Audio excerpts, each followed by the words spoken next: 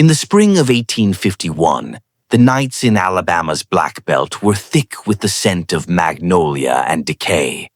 The land stretched in dark waves of cotton fields, stitched together by dirt roads and secrets that never reached the light.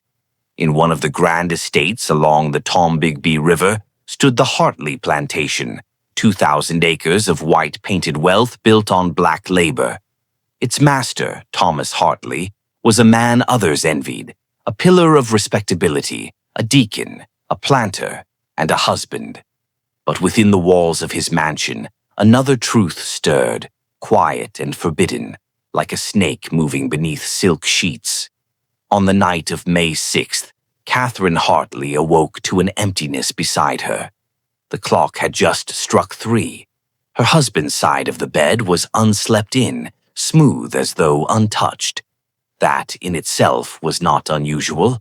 Thomas often spent long nights in his study, reading ledgers or nursing bourbon by the fire. Yet tonight, something in the air felt wrong. Too still, too deliberate, as though the house itself were holding its breath. Barefoot and wrapped in a thin robe, Catherine descended the grand staircase, her fingers trailing the carved banister. The ticking of the hallway clock sounded louder than ever before, counting down toward a truth she did not yet name. When she reached the end of the hall, she saw the faint golden light leaking from beneath the door of Thomas's study. And then, voices, low, male, close. She froze, a whisper of laughter, soft, intimate, impossible, a sound that didn't belong in her husband's mouth. Her heart thudded painfully in her chest as she stepped forward.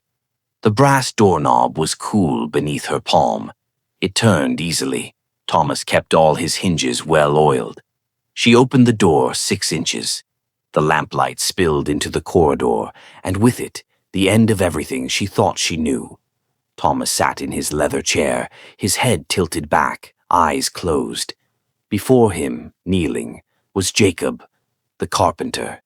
His skin gleamed in the low light, dark and smooth, his hands resting on Thomas's knees. The scene was silent but undeniable. Catherine watched, her breath caught in her throat, her fingers whitening around the doorframe. For a long moment, neither man knew she was there.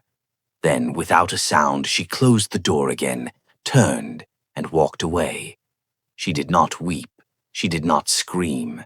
She sat at the edge of her bed and began to think.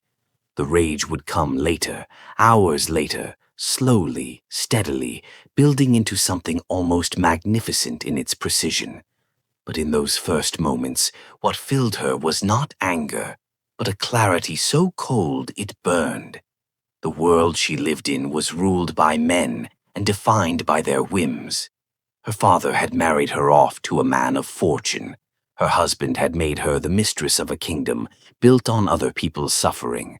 All her life, Catherine had followed the rules. She smiled, she bore children, she kept accounts, she hosted dinners.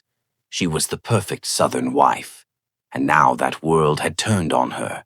Her husband had betrayed her not with another woman, something she might have endured, but with a man, and worse, a man who was enslaved. The act was not only adultery but blasphemy against the very order that gave her life meaning. He had shattered the illusion of mastery upon which their society rested.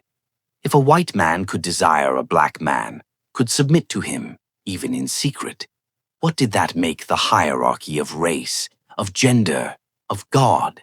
By dawn, Catherine had found her answer. She would not expose him to the courts or the church.